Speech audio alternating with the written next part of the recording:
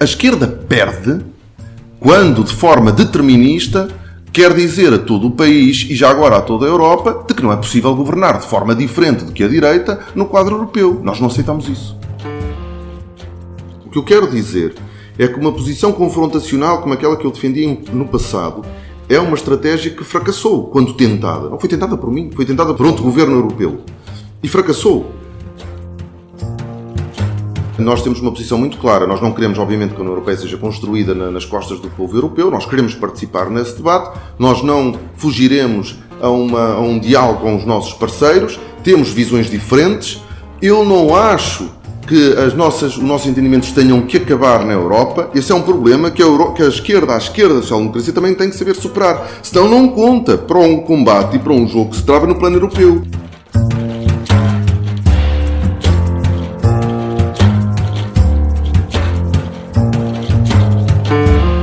É mais do que uma entrevista, é menos do que um debate. É uma conversa com um contraditório em que, no fim, é mesmo a opinião do convidado que interessa. É um debate em que eu perco sempre. Perguntar Não Ofende é o podcast semanal assinado por mim, Daniel Oliveira, o que não faz chorar. Quase sempre sobre política, às vezes sobre coisas realmente interessantes. Ouça e subscreva no iTunes, no Mixcloud ou na sua plataforma de podcast favorita. Vá a patreon.com/perguntar não ofende, veja as vantagens de ser patrono e contribua para garantir a produção deste projeto independente.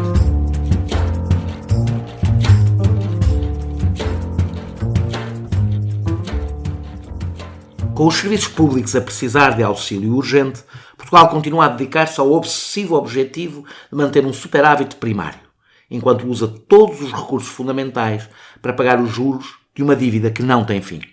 Hoje, o ciclo infernal da Europa é este.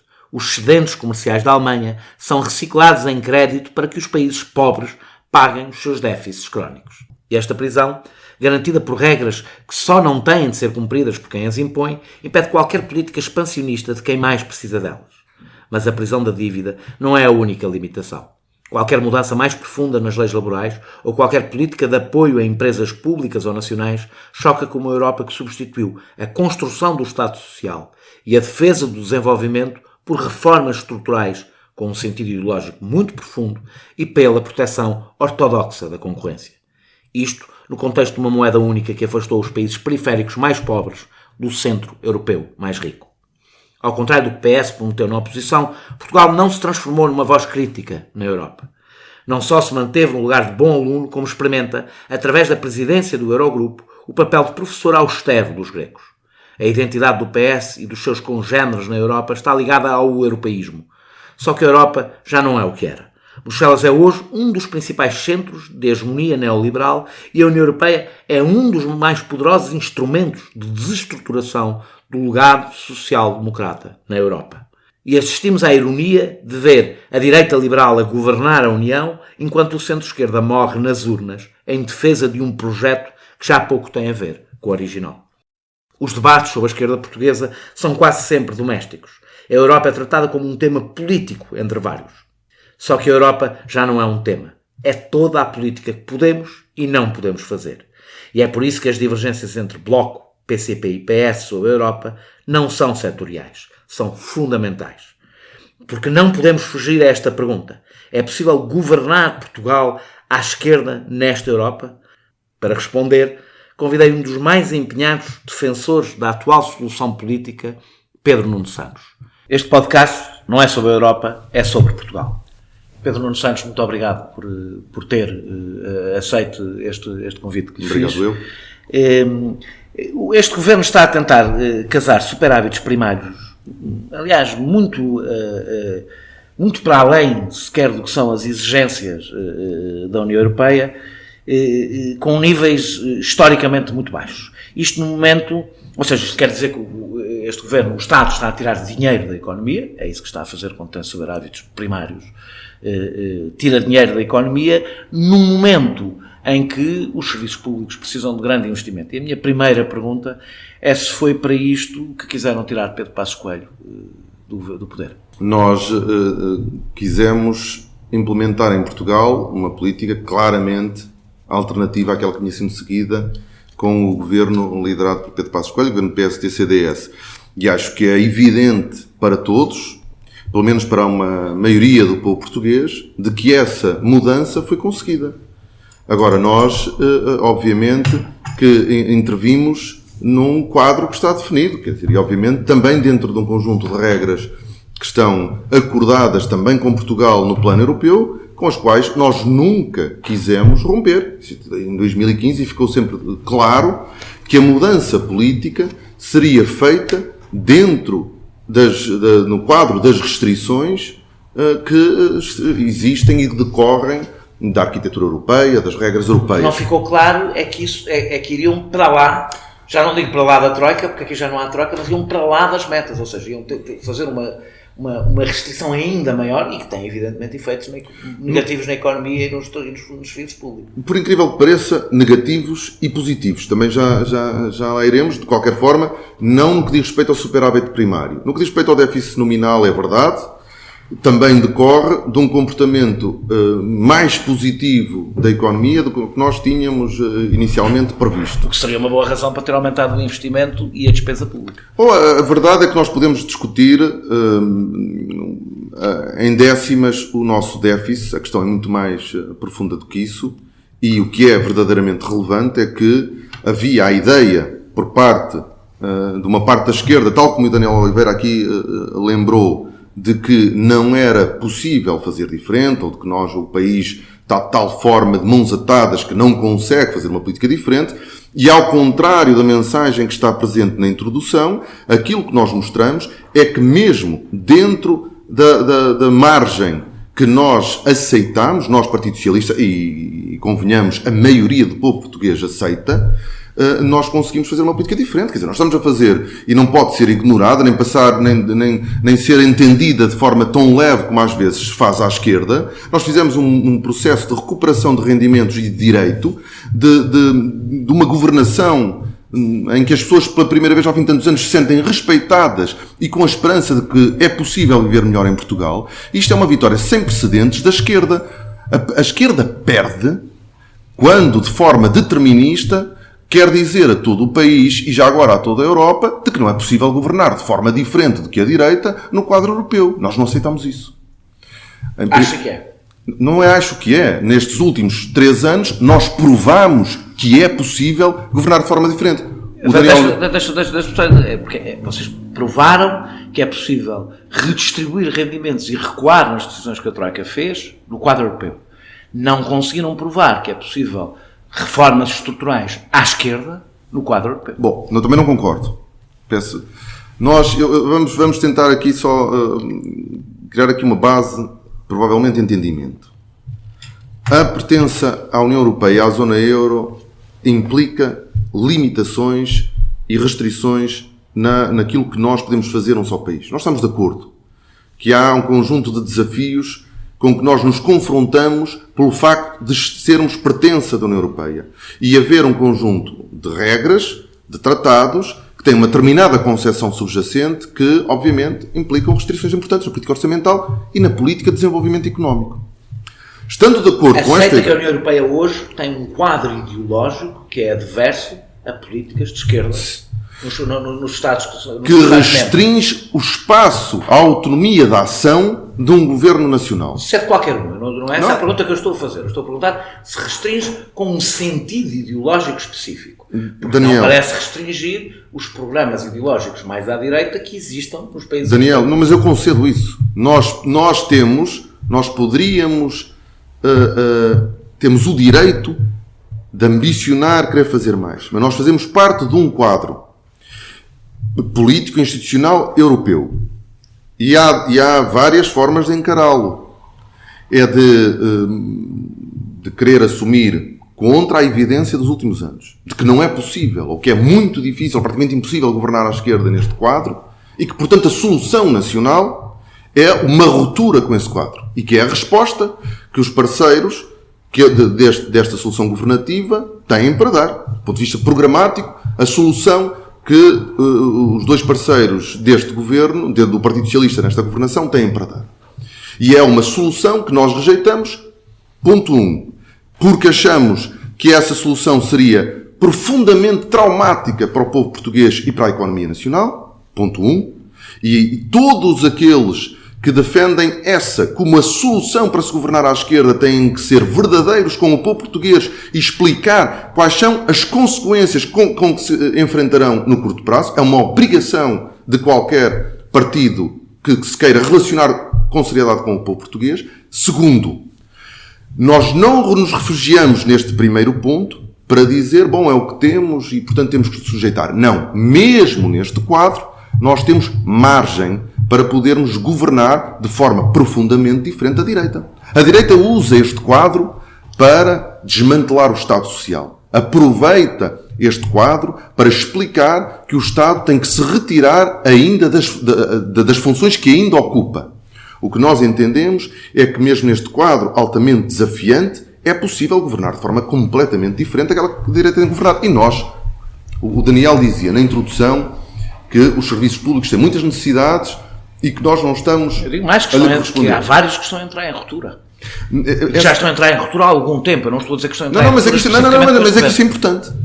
Porque há um processo muito antigo de algum desinvestimento no Estado Social que não está a acontecer, por mais voltas e cambalhotas. Mas não está a acontecer o contrário. Não, está. Eu acho discutível se está a acontecer ou não. Está na medida... Peço desculpa. O contrário não Daniel, está a acontecer. Eu peço desculpa, eu não quero estar a pôr em causa um pressuposto do Daniel, mas a verdade é que a despesa pública nos serviços públicos não está a recuar, está a aumentar. As necessidades do nosso Serviço Nacional de Saúde são muito maiores do que a capacidade que neste momento o Estado tem de muito maiores. Muito maiores. Mas é que o Estado tem mais capacidade do que nós não estamos... Quando o Estado cumpre déficits que não precisa... Num mundo ideal e desenhado pelo Daniel Oliveira. Não. Dentro dos limites europeus. Nós estamos para lá dos limites... Ou seja, dentro dos limites europeus, nós podemos estar a gastar mais dinheiro nos serviços públicos que não estamos a gastar. Na realidade, nós temos um conjunto de regras que podem ser, obviamente, disputadas pela sua racionalidade, isso é admissível, e que têm a ver, nomeadamente, com o ajustamento estrutural, que depois tem como consequência um ajustamento nominal que tem acabado por ser maior do que aquele que estava previsto. Mas, na realidade, nós, no que diz respeito ao ajustamento estrutural, nós não temos ido para lá daquilo que são as metas acordadas com a União Europeia. E, verdadeiramente, não é por aí que nós vamos disputar uma governação mais ou menos à esquerda. De facto, nós estamos a repor rendimentos, nós estamos a reconhecer direitos, nós estamos a alargar a oferta do Serviço Nacional de Saúde. Quando nós dizemos que queremos até ao final da legislatura que cada português tenha médico de família, isto é uma reforma estrutural. Não é a reforma que a direita faria, mas é para nós uma reforma estrutural num serviço público com a importância do SNS. O alargamento, deixa-me só te dar mais dois exemplos. O alargamento da rede de cuidados continuados, portanto, numa área em que o Serviço Nacional de Saúde dava uma resposta deficiente, esse trabalho está a ser feito, portanto, é um trabalho de alargamento da oferta do SNS. A mesma coisa na educação.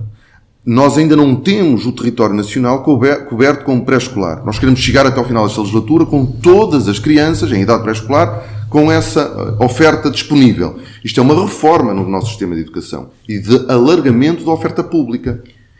O Pedro Nuno assinou um manifesto para a reestruturação da dívida e um documento com Francisco Louçã e mais alguns economistas para a reestruturação da dívida. Ricardo Cabral e Eugénio. Ricardo Cabral, exatamente. E Eugénio. Este grupo de trabalho, houve entretanto, foi criado um grupo de trabalho, já no âmbito da chamada geringonça, para tratar a questão da dívida e o relatório, todos lemos com atenção, ficou na gaveta. A minha pergunta é se a dívida passou a ser sustentável quando o PS chegou ao governo.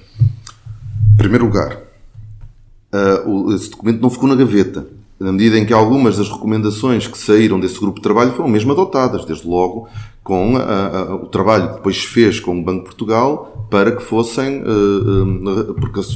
reconhecido um pagamento bem superior de dividendos ao Estado português. Entre outras, há uma gestão neste momento da dívida pública que tem como objetivo reduzir os encargos do Estado com a mesma. A minha posição pessoal é conhecida. Agora, nós temos todos e devemos ter a ambição de viver num mundo e num país bem melhor do que a situação que nós temos. Nós temos. Nós não somos escravos. Nós temos é que atuar e intervir sobre a realidade em que nós vivemos. Senão, somos inúteis. E a verdade é que estamos escravos da dívida é quando há pouco falei de que com os superávites que temos hoje estamos a retirar, o Estado está a retirar dinheiro à economia, para pagar a dívida, nesse sentido. Esse obviamente é um objetivo. Mas eu queria ainda ir à reestruturação, porque essa poderia ser outra forma de diminuir a dívida pública. E a minha posição é conhecida, mas a verdade é que nós temos que ter todos a capacidade não só de ler a realidade, mas de aprender com ela. A sua posição é conhecida? Qual é? A defesa da devia haver uma reestruturação da dívida. Mas ela não deve ignorar e de ser isolada da experiência que nós vamos tendo. E nós todos assistimos, a minha posição é muito antiga, nós todos assistimos a um processo por parte de um país membro da União Europeia e da zona euro de tentativa de reestruturação da dívida pública.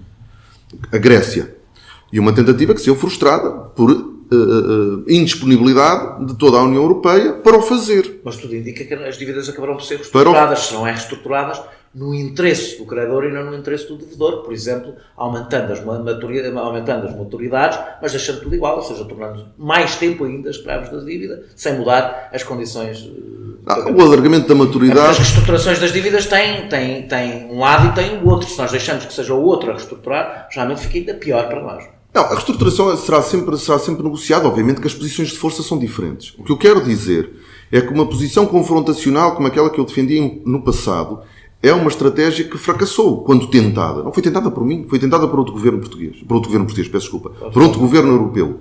E fracassou. No quadro em que nós atuamos, temos que conseguir fazer o melhor de forma com reflexos notórios na vida das pessoas. E nós estamos a conseguir isso. A dívida pública está a baixar sem uma reestruturação como alguns a defendiam, mas na realidade com uma gestão inteligente da própria dívida pública. A mensagem, Daniel, é esta. Quer dizer, eu sou insuspeito de ser uma pessoa de direita ou de centro, sequer. Agora, o nosso objetivo e o objetivo do Partido Socialista é nós conseguirmos, no concreto, melhorar a vida do nosso povo. Uma ruptura com a União Europeia, uma ruptura com a zona euro, na nossa opinião, e convenhamos, podemos estar errados, mas é a nossa leitura, seria dramática para o povo português. Entendemos adicionalmente, e por isso é que eu estou a repetir, porque é a mensagem que eu também gostava de aproveitar para passar, acreditamos também adicionalmente a isto, que é possível, na margem estreita em que podemos intervir, ter uma política claramente diferente daquela que a União Europeia. E podíamos, se pudesse falar, para além da questão orçamental, falar para além da questão da política de desenvolvimento, que a esquerda fala pouco e que a direita fala mal, eu também agradecia. Porque no quadro europeu nós temos um conjunto de regras apertadas. As regras que regulam o mercado interno, a proibição ao auxílio do Estado, são obviamente um conjunto de instrumentos, de políticas que dificultam que no quadro nacional se possam ter uma política industrial de desenvolvimento. Nós achamos que, para além disto, para além da realidade institucional que enfrentamos, a própria social-democracia, nos últimos... estou a falar de mim, não quero falar agora...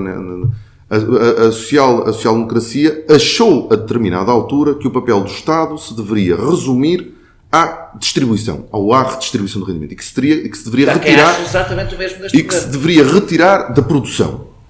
Aquilo que nós achamos, aquilo que eu acho, aquilo que nós achamos, é que a intervenção do Estado e o papel do Estado justifica-se, não só na distribuição, mas também como instrumento de desenvolvimento económico e industrial de um Estado.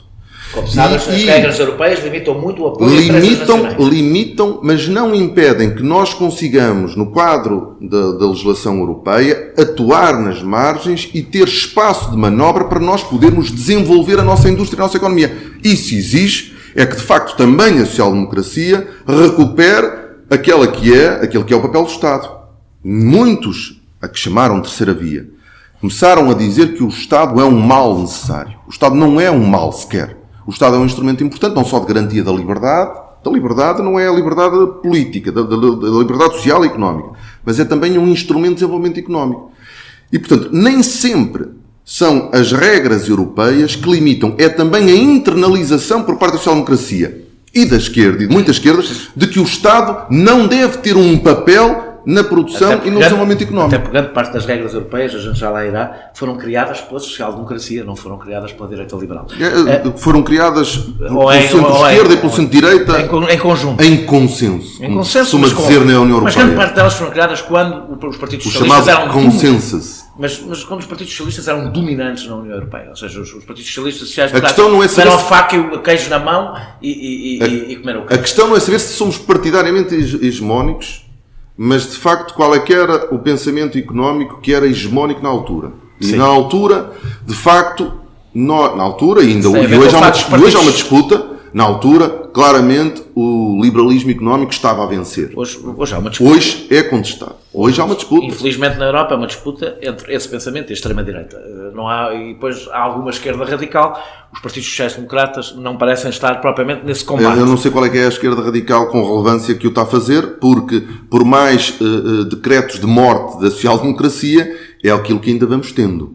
E portanto nós temos... Bom, então eu desafiava o Daniel Oliveira, porque eu como já ouvi... Eu estou a falar de Portugal, eu não estou a falar de Portugal. Não, eu estou a falar da Europa, porque eu já ouvi a parte da esquerda portuguesa a dizer que a social-democracia morreu como se houvesse mais alguma coisa, e eu, como não tive essa resposta, se o Daniel Oliveira me conseguir dizer onde é que está essa esquerda, a esquerda social-democrata, que é o farol da esperança da esquerda europeia, eu agradecia, porque eu não vejo. Eu não vejo.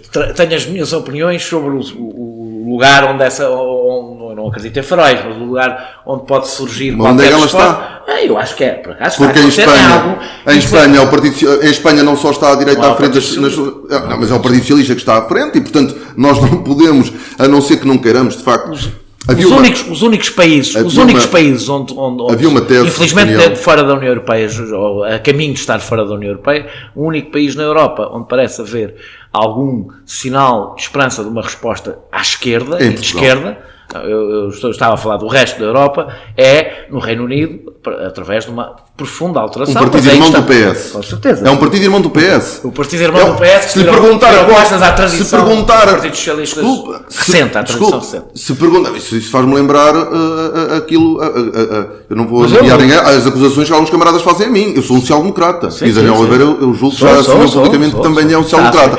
É um bocado que já assumiu. O Labour é um partido social-democrata, por mais cambalhotas que uma parte da esquerda à esquerda da social-democracia portuguesa queira dar. O Labour é um partido social-democrata. Pode perguntar ao Jeremy Corbyn. Com certeza. Quem é o partido com quem se relaciona em Portugal. Sem querer falar, porque não é... ou seja, falando do passado, independentemente da posição que tenha sobre a ruptura em relação ao euro e à União Europeia, que já deixou clara, que já é de há muito tempo, olhando para trás e sabendo que o principal responsável pela forma como entramos no euro é o Partido Socialista e António Guterres, faz um balanço positivo da forma como entramos no euro ou não?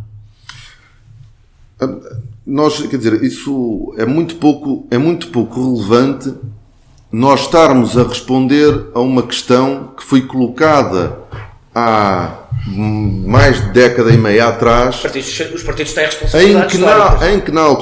Em que na altura era esmagador em Portugal. Só o PCP que era bom. Era esmagador em Portugal o consenso sobre a necessidade de Portugal não estar fora do primeiro grupo de adesão ao euro. Nós hoje sabemos, o Primeiro-Ministro português já o disse, que o euro revelou-se um fator de divergência e não de convergência. E, portanto, nós estamos sobre esta matéria à vontade. Nós achamos é que a luta consequente deve ser por transformações no quadro europeu que permitam mais espaço para uma política social-democrata no nosso país. E não uma ruptura. Peço desculpa por estar a voltar, mas é que não pode haver debate a um partido político, como a dois dos nossos parceiros, não podem fazer a primeira parte sem a segunda, não é? Porque quem se propõe a disputar eleições, a representar o povo, tem que responder à primeira, ao diagnóstico e à crítica, e à segunda, qual é a consequência que retira da primeira parte? Não, eu vou dizer porque é que não. Então não querem governar. Não é essa a questão. Esse é o debate. Uma pessoa pode não ter uma resposta. Um professor universitário. Não. Um analista. Não, um político, o Daniel Oliveira. Um partido político, não. Um político pode não ter uma resposta, no sentido de dizer, não temos neste momento, na realidade é o que o Partido Socialista hoje, ou uma parte do Partido Socialista hoje faz, claro. quer dizer, vamos passar pelos pingos da chuva. Não. Vamos passar pelos pingos da chuva. Desculpe, não Isto concordo. é mau, mas Não não temos outra solução. Não é essa a nossa mas posição. fazer um diagnóstico, eu não disse o Partido Socialista, disse uma parte do Partido Socialista que provavelmente já concluiu que o euro foi uma catástrofe económica que aconteceu a este país, mas que não tem, isso acontece em política, não ter solução para problemas que estão pela frente. Isso acontece em política, os políticos não fazem milagres e às vezes não há solução para um problema que existe. Mas é importante identificar o problema. E o que eu tenho a sensação é que grande parte do Partido Socialista recusa-se mesmo a identificar o problema. Quando diz grande parte, não é verdade. Porque a direção do partido reconhece que há problemas e limitações que são decorrentes da estrutura em que nós operamos e que ela precisa de ser alterada e melhorada. E, portanto, isso é maioritário no Partido Socialista. E também é da esquerda à direita dentro do PS clara a ideia de que nós não estamos simplesmente mãos atadas. E que há espaço para fazer diferente. E que esse espaço deve ser explorado. Nós queremos jogar o jogo. Nós não nos colocamos apenas na posição de assim não dá e depois vamos gerindo os momentos em que dizemos temos de sair. O Partido Socialista é muito claro sobre essa matéria. Quer dizer, há constrangimentos, há restrições, há problemas aos quais deve ser dada a resposta. Nós queremos participar no debate sobre os mesmos. Também achamos que é possível fazer diferente mesmo dentro deles. Portanto, a nossa posição é clara. Não é passar pelos pingos da chuva. É ter uma atitude ativa neste debate. Quais são as peças que faltam para a União Europeia? Há um debate neste momento sobre orçamento europeu, Ministro das Finanças, e a minha pergunta é se é possível dar estes passos sem haver uma união política. Isso não teme que estejamos a dar mais uma vez, sobretudo seguindo a lógica ou o caminho que Macron tem apontado mais, não teme que estejam a dedicar ainda mais soberania, caminhando para uma coisa que não será bem uma federação e não se percebe muito bem o que será, ou seja, se não estamos a criar as condições no novos passos que surgem em relação a uma maior integração europeia, para ficarmos ainda mais limitados nos nossos instrumentos sem grandes ganhos para isso. Sem grandes ganhos para o país em relação a esses passos. Porque eu não consigo perceber exatamente como é que se avança para um orçamento europeu e para um Ministro das Finanças europeu, portanto, como é que se dá estes passos sem maior união política? Vamos dar mais poder aos burocratas europeus?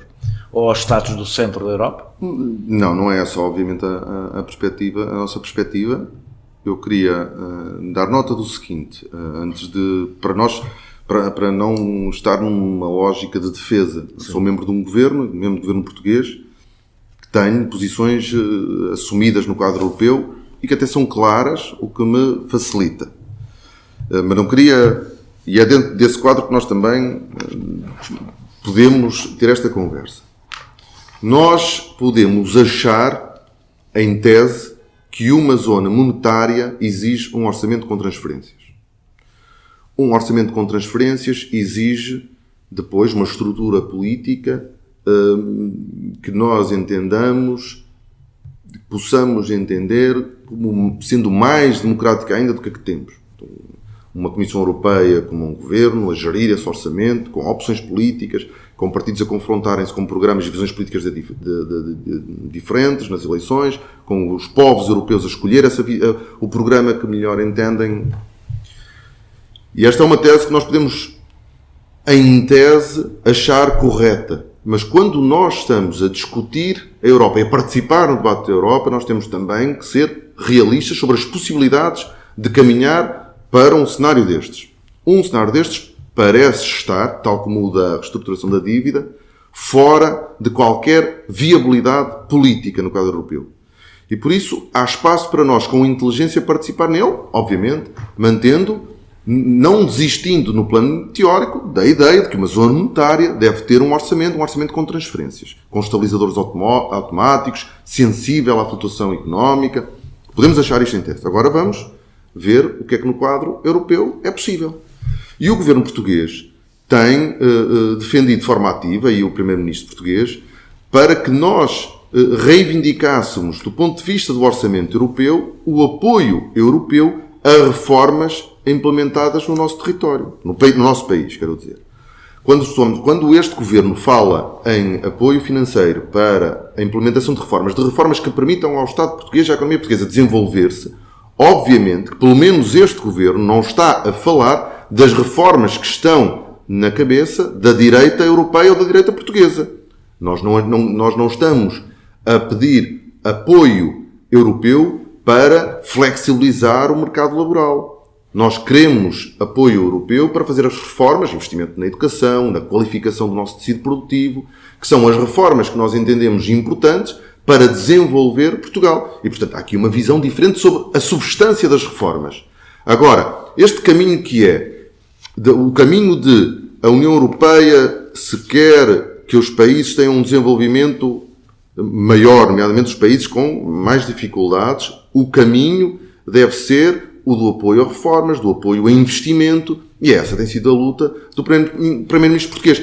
E fazer esta defesa, que vai aumentar as possibilidades de governação à esquerda no nosso país, não jogam também dentro do quadro em que uma parte importante da Europa continua a jogar, continua a decidir. E por isso nós estamos a ter uma atitude que é, ao mesmo tempo, realista, mas ao mesmo tempo permite também uma governação mais à esquerda. Se nós tivermos mais apoio ao investimento em Portugal, se nós tivermos apoio para que sejam realizadas as reformas de que este país precisa para se desenvolver, nós estamos a negociar o alargamento da margem que permite uma governação à esquerda. O Partido Socialista votou a favor do Tratado Orçamental, na liderança anterior. Tudo indica que o Tratado Orçamental ainda é um tratado intergovernamental, será brevemente, provavelmente, integrado no direito comunitário. Todo este processo de integração do Tratado Orçamental, que é como nós sabemos, ou pelo menos eu sei, imagino que o Pedro também saberá, um enorme limite à capacidade dos Estados terem políticas contracíclicas, e até de esquerda. A minha pergunta é se os novos passos que se vão dar nesta matéria vão voltar a ser feitos sem ouvir as pessoas, sem discutir com as pessoas e num processo meramente burocrático que não passa por uma discussão política, incluindo com os parceiros com os parceiros do Partido Socialista nesta maioria parlamentar. Não é essa a nossa forma de ver a Europa. Nós achamos que as outras... Eu tenho a sensação que as geringonças acabam de começar a Europa. Ou seja, que quando este governo está a tratar de questões europeias, o Partido Socialista acha que não tem que ouvir o Bloco de Esquerda, porque tem posições muito diferentes. Nós ouvimos aqui na Secretaria de Estado dos Assuntos Parlamentares, os nossos parceiros também sobre matéria europeia. Há visões de facto que são diferentes. E esse é um debate que a esquerda também tem que ter. Jogamos o jogo ou rejeitamos jogá-lo? E Portugal ganha ou não, com que atitude é que ganha mais? Mas vão jogar esse jogo ou vão se limitar? Não, Portugal joga, o Partido Socialista joga, porque nós não achamos que a solução para o problema português ou europeu seja simplesmente dizer não, nós vamos embora. Nós achamos que isso é uma resposta errada. E achamos que é uma resposta... Ao ouvir o Ministro das Finanças, o Presidente do Eurogrupo, a falar, por exemplo, sobre a Grécia, eu fico com a sensação que o Governo português não está a jogar jogo nenhum, limitou-se a conformar-se com o discurso... O Ministro das Finanças português é Presidente do Eurogrupo. Eu não vou comentar a sua intervenção enquanto Presidente do Eurogrupo, porque, aliás, quem representa a posição de Portugal e deste Governo no plano europeu é o Primeiro-Ministro. E, portanto, as posições do Primeiro-Ministro não vão nesse sentido do que estava a tentar transmitir. Não estou a dizer que não vão no sentido do Ministro das Finanças, porque o Governo português é liderado pelo Primeiro-Ministro. E, portanto, nós temos uma posição muito clara. Nós não queremos, obviamente, que a União Europeia seja construída nas costas do povo europeu. Nós queremos participar nesse debate. Nós não fugiremos a um diálogo com os nossos parceiros. Temos visões diferentes. Eu não acho que os nossos entendimentos tenham que acabar na Europa. Esse é um problema que a esquerda da social-democracia também tem que saber superar. Senão não conta para um combate e para um jogo que se trava no plano europeu. E eu julgo que esse é um erro em que a esquerda do PS comete em Portugal e noutros países, o de recusar a participar neste debate e apresentar-se tendo como única resposta a ruptura ou a saída. Esse não é o caminho, não deve ser o caminho. A esquerda ganha mais. Acha que a esquerda deve entregar o sentimento, que não estou a falar de Portugal, mas do crescente da Europa, dos povos em relação à Europa, deve entregá-lo à extrema-direita? Não deve entregá-lo à extrema-direita, mas a resposta não é fazer o que a extrema-direita faz. Não, okay. nem aconteceu isso em nenhum país. Em posições em matéria de resposta a este quadro europeu são semelhantes em alguns casos. Sim. Pronto. Não estou a dizer que... eu não retiro daí as conclusões não quer dizer que estejam erradas. Mas também não quer... ter motivações diferentes. Mas também não quer dizer que estejam corretas. Sim. Eu acho que estão erradas.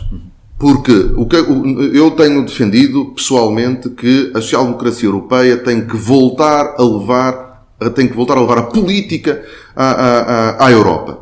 Nós fomos construindo esta Europa num grande consenso entre o centro-direita e o centro-esquerda.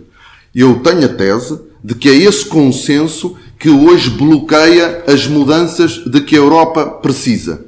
E é preciso recuperar a Europa, é preciso recuperar política para o espaço europeu. Política, conflito, dialética, dissenso. Para haver política é preciso haver povo e não há um povo europeu, não é? Mas há povos europeus e há governos que representam esses povos europeus. E esses governos têm que ter a capacidade, em representação do seu povo, conseguir levar a política para o espaço europeu. E isso é possível. A dicotomia não tem que ser essa. Ou há povo europeu e pode haver política no plano europeu, ou só há povo nacional e não pode haver política europeia. Não. O governo português representa o povo português. E nesse quadro de representação do povo português pode, com outros governos, lutar por Europas diferentes e ter uma visão diferente daquela que hoje é hegemónica na Europa. Peço desculpa. Eu estou a falar da social-democracia, mas era para concluir este raciocínio. E a esquerda não social-democrata comete um erro em demitir-se deste trabalho. A política é feita cá, no espaço da nossa comunidade nacional, mas não deve deixar também de ser feita no plano europeu. E a esquerda da social-democracia tem-se demitido dessa dialética política no quadro europeu, porque simplesmente se recusa a aceitar a Constituição Europeia e, como se recusa, acha que a alternativa é a defesa da saída e, portanto, não participar no debate. Tem medo de serem apanhados no debate sobre soluções que poderiam melhorar a vida, não só dos povos europeus, mas a vida do povo português. Esta Europa que temos foi muito marcada, falou da terceira via já nesta nossa conversa, por Schröder e por Tony Blair. Acho que foram duas figuras fundamentais de grande parte dos impasses em que nos encontramos, não só no plano europeu, mas até nos seus próprios países, com liberalização do mercado de trabalho, enfraquecimento dos sindicatos, aliás, um enfraquecimento no caso do Reino Unido e também da Alemanha, um enfraquecimento suicida, porque ao enfraquecer os sindicatos, não eram partidos que estavam ligados aos sindicatos, enfraqueceu os próprios partidos. Como dizia a Thatcher, a maior vitória dela foi o Tony Blair. Foi o Tony Blair, e é verdade. Aliás, eu acho que foi o Tony Blair que fez grande parte do serviço, ou pelo menos parte do que estava por fazer. Fizeram grande parte das privatizações, e a minha pergunta é um pouco mais pessoal, mas não íntima, se não sente que grande parte do seu percurso político na social-democracia e no socialismo foi feito num clima de traição à própria... Não seu. Não da minha parte. Não da sua parte. Convenhamos. Num clima de traição dos partidos socialistas e sociais-democratas à sua própria tradição histórica. O que eu acho é que grande parte da família social-democrata europeia cometeu um erro. E foi quando a sua resposta política, no final da década de 70, começou a não produzir os resultados desejados ou desejáveis. E há uma adesão por grande parte da nossa família, quase a crítica, ao receituário liberal que estava a ganhar espaço. E há uma reteorização... Às vezes pelo realismo que tanto aqui apelou... Não, mas é que uma coisa não... Mas é que eu sou insuspeito. Sim. E, portanto, posso falar à vontade de realidade, porque acho mesmo que ela deve ser um elemento na nossa decisão. Quer dizer, porque obviamente eu faço parte de um partido que foi criado para governar e governa sobre a realidade. Não há política sem pragmatismo. E nem ideologia sem pragmatismo. E, portanto, não faço essa separação. Não uso como desculpa para não cumprir aquilo que desejo. E, de facto, a social-democracia depois teorizou aquilo que já vinha fazendo. E aí é o caminho que eu já aqui disse nesta nossa discussão, que foi achar Foi alinhar no discurso sobre o Estado e sobre o papel do Estado e a própria social-democracia entender que o Estado e o seu papel deveria estar reduzido à distribuição de rendimento ou à manutenção do Estado Social. E o que aconteceu nestas últimas décadas é que nós estivemos sempre à defesa e a recuar, devagarinho, uns mais devagar, outros mais depressa, mas a recuar tentando proteger o essencial. E acha que podem passar à ofensiva? Sem perceberem que não é possível defender o papel do Estado na defesa dos serviços públicos e da distribuição sem ao mesmo tempo reconhecer para o Estado um papel determinante no desenvolvimento da economia, na intervenção na economia, na produção. E esse é a minha geração não quer voltar ao passado. O que a minha geração quer é que os valores da social-democracia que têm estado em causa nas últimas décadas possam voltar a ganhar o papel que tinham até ao surgimento da terceira via. Os jovens turcos existem? Na Turquia deve haver... Não. É porque já foi, aliás, já várias vezes foi referido. Até Rui Rio referiu no Congresso os jovens turcos, penso que estava a referir assim. O que nós temos em Portugal, e não é só em Portugal, é uma geração de sociais-democratas que olha para os últimos anos com uma grande insatisfação, que olha para um período histórico da social-democracia com respeito e orgulho e que olha para os últimos anos com um grande descontentamento. E o que nós queremos é que a social-democracia não desapareça, como infelizmente está a acontecer em vários países europeus, porque deixaram de representar a maioria do povo dos seus países. O que nós queremos é que a social-democracia em Portugal não deixe de representar a maioria do povo português, que falando para os setores mais dinâmicos e criativos, não deixe de falar também para a massa do nosso povo que tem ou perdido ou marcado passo com os últimos desenvolvimentos económicos das últimas décadas. Quer vir a ser Primeiro-Ministro? Eu quero que a social-democracia portuguesa e europeia voltem a ser hegemónicas como foram no passado. Essa parte já respondeu. Quer vir a ser Primeiro-Ministro? Essa questão que é repetida várias vezes e provavelmente terei que ensaiar uma pergunta melhor, uma resposta melhor, é uma resposta à qual não faz sentido responder neste momento. Eu neste momento estou a fazer um trabalho muito relevante, muito importante. Estou no centro de uma experiência única na história da democracia portuguesa, uma experiência muito importante para a esquerda portuguesa, mas que é olhada com muita atenção pela esquerda europeia, que eu não gostava que se perdesse no final dessa legislatura, e torço para isso, porque acho que... Com os três partidos? Exatamente. Com os três ou tem geometrias variáveis? Vamos esperar pelas eleições, eu não quero estar a antecipar 2019. Agora, eu acho que o povo português ganhou. Nós, à esquerda, podemos ter várias atitudes e podemos simplesmente não querer ter responsabilidades na governação, sermos um partido de protesto, é mais confortável e simples. Não estou a dizer que é inútil, mas é mais confortável.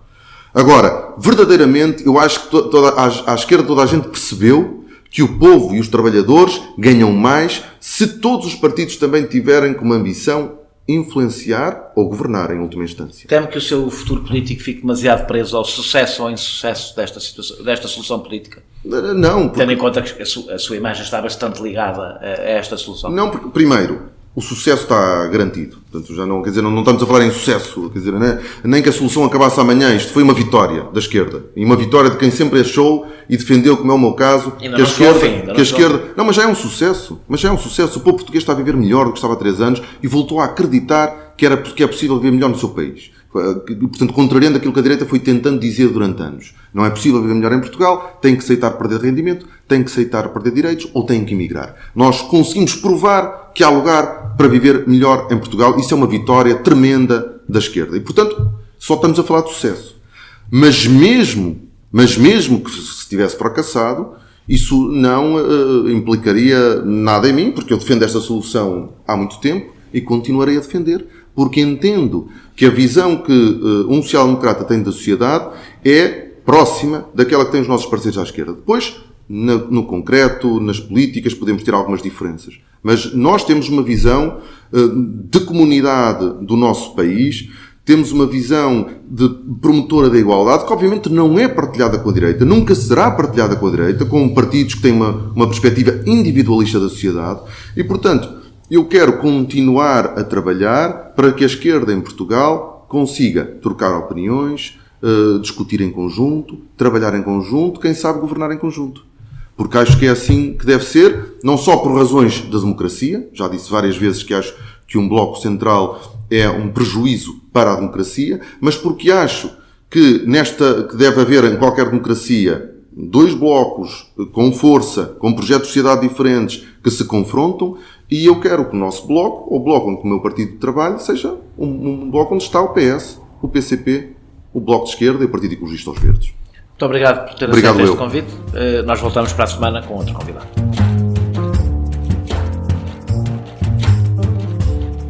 Este podcast é produzido por João Martins, a música é de Mário Lajinha e a ilustração de Vera Tavares.